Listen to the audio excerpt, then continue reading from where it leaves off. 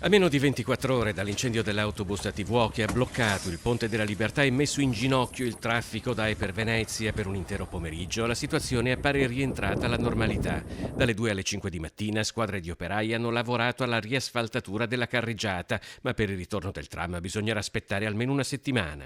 Abbiamo dovuto togliere questa notte 30 metri di rotaia, abbiamo dovuto ovviamente constatare il danno alla resina che tiene ferma la rotaia e soprattutto la parte aerea è stata danneggiata. Il pomeriggio di passione che ha visto migliaia di persone bloccate per ore da entrambe le parti del ponte ha però riproposto con forza un problema noto e strutturale della viabilità veneziana. Alle mie spalle ci sono i 3 km 850 metri che dividono Venezia dalla terraferma.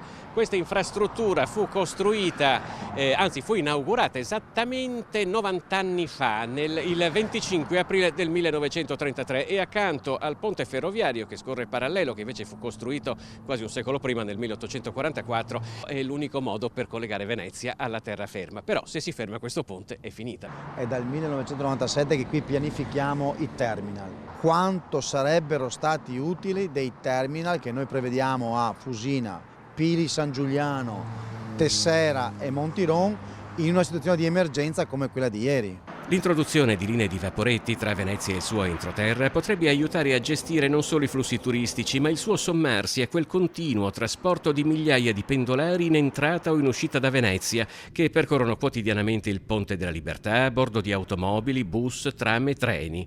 Nel frattempo l'assessore Boraso smentisce che ieri siano state elevate multe ad automobilisti in coda e spiega perché le due corsie verso Mestre non siano state aperte subito a doppio senso di marcia per iniziare a smaltire il traffico. Noi avevamo un problema di sicurezza.